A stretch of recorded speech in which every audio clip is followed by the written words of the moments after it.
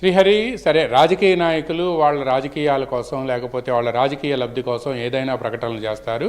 But క్షేత్రస్థాయిలో వాస్తవాలు ఏంటని వివరించాల్సిన బాధ్యత మాత్రం రెస్పాన్సిబుల్ మీడియాగా మన మీద ఉంది. మన క్షేత్రస్థాయిలో పరిస్థితులు బాపట్లలో కానీ లేకపోతే అనంతపురం జిల్లాలో కానీ అక్కడ ఉండే మెడికల్ కాలేజీలు ఏదైతే జగన్ నేను పూర్తి చేసి ఆ రోడ్డుని వెళ్తుంటే ఆహా అని తలెత్తి చూసుకోవాలని ఆయన చెబుతున్నాడో ఆ కాలేజీల పరిస్థితి ఎలా ఉందో అనేది కూడా మన కొలీగ్స్ సాంబశివరావు, సురేష్ వివరిస్తారు. బట్ ఆంధ్రప్రదేశ్లో ఆయన పూర్తి చేశానని చెబుతున్న 5 మెడికల్ కాలేజీలు ఏవి అంటే అందులో ముఖ్యంగా ఆయన చెబుతున్నవి ఏంటి అని అంటే ప్రధానమైన అంశాలు ఏంటి: మార్కాపురం, మదనపల్లి, ఆదోని, పాడేరు, పులివెందుల. ఈ 5 మెడికల్ కాలేజీలు నేను పూర్తి చేశాను. ఈ 5 మెడికల్ కాలేజీల్లో అడ్మిషన్లు కూడా అవుతున్నాయని అని చెప్తున్నారు. ఇది వైఎస్ జగన్మోహన్ రెడ్డి.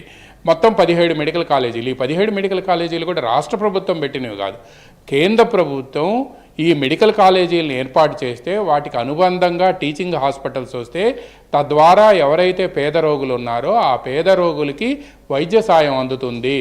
కార్పొరేట్ ఆసుపత్రులకు వెళ్ళి ఖర్చులు భరించలేని స్థితిలో రోగులు ఉన్నారు కాబట్టి, పేదవాళ్ళు ఉన్నారు కాబట్టి ఆ సదుద్దేశంతో కేంద్ర ప్రభుత్వం ఈ 17 మెడికల్ కళాశాలలను మంజూరు చేసింది. దీనికోసం కేంద్ర ప్రభుత్వం సిఎస్ఎస్ అంటే సెంట్రల్లీ స్పాన్సర్డ్ స్కీమ్స్ ద్వారా కూడా కొంత నిధుల్ని మంజూరు చేసింది.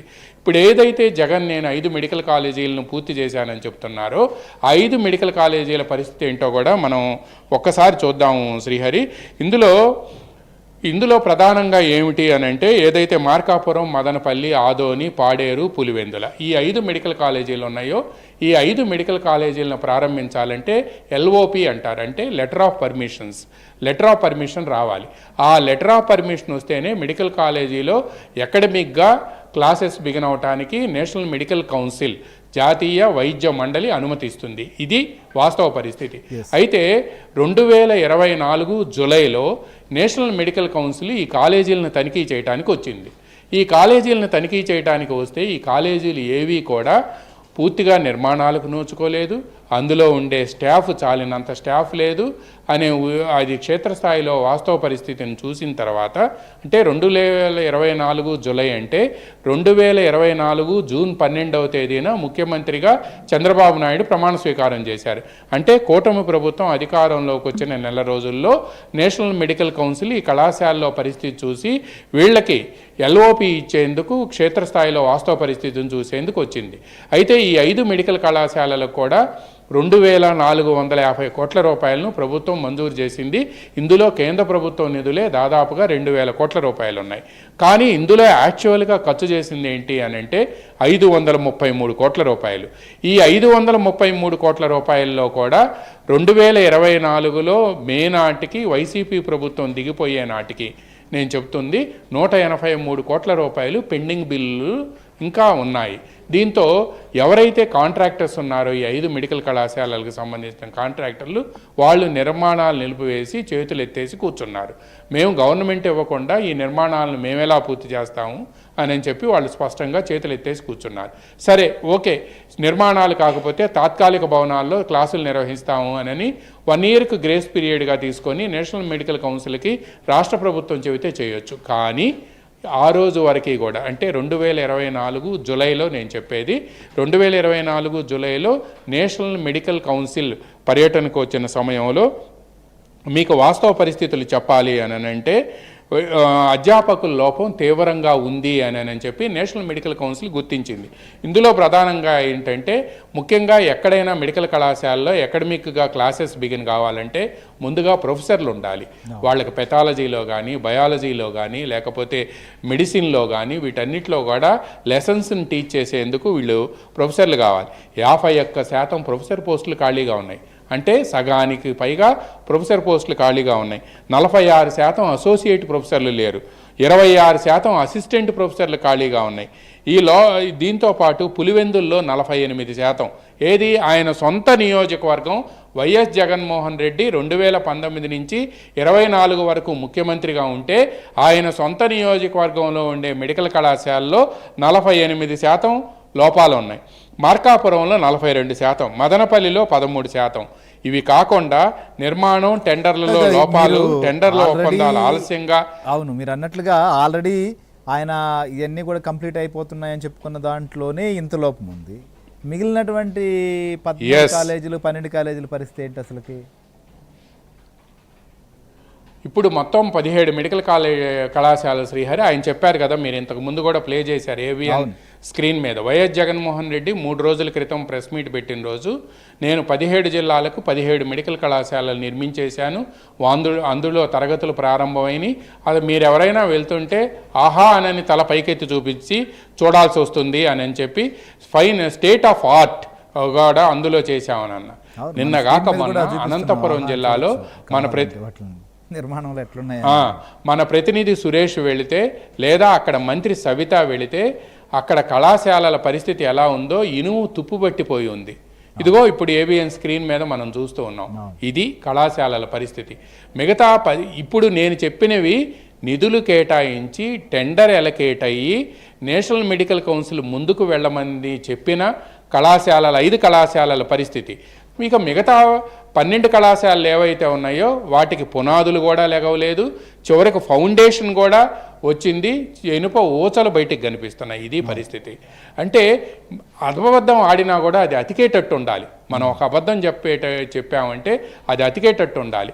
కానీ మన ప్రతినిధులు క్షేత్రస్థాయిలో చూపిస్తున్న వాస్తవాలు చూస్తే ఈ మెడికల్ కళాశాలలకే, ఆయన చెప్పిన ఈ 5 మెడికల్ కళాశాలలకే, పాడేరు, పులివెందుల, ఆదోని, మదనపల్లి, ఈ కళాశాలలకే ఇంతవరకు అనుమతి లేదు, ఎన్ఎంసీ ఇవ్వలేదు. పీపీపీ విధానం అనంటే పబ్లిక్ ప్రైవేట్ పార్ట్నర్షిప్లో ఈ మెడికల్ కళాశాల నిర్మాణం పూర్తి చేయాలి అని రాష్ట్ర ప్రభుత్వం నిర్ణయించింది. అయితే ఇందులో కన్వీనర్ కోటా ఏదైతే 50% ఉందో అది కన్వీనర్ కోటాలోకి వెళ్ళటంతో పాటు ఆ కళాశాలలు అనుబంధంగా ఏర్పాటు చేసిన హాస్పిటల్స్లో కానీ ఆ కళాశాలలపై కానీ పూర్తి నియంత్రణ హక్కు రాష్ట్ర ప్రభుత్వానికి ఉంటుంది అని చెప్పి కూడా ఆ విధంగానే మేము లెటర్ ఆఫ్ అగ్రిమెంట్ LOA అంటాం, దాన్ని లెటర్ ఆఫ్ అగ్రిమెంట్ చేసుకుంటాము అని కూడా ముఖ్యమంత్రి చంద్రబాబు నాయుడు పదే పదే చెప్తున్నారు. మెమరాండమ్ ఆఫ్ అండర్స్టాండింగ్లో కూడా MOU అంటారు దీన్ని. MOUలో కూడా ఇదే దీనికి బద్దులై ఉండాలి. అటువంటి వాళ్ళు ఎవరైతే ఇష్టమవుతారో వాళ్ళు మాత్రమే ముందుకు రావాలి అని చెప్పి చంద్రబాబు చెప్తున్నారు.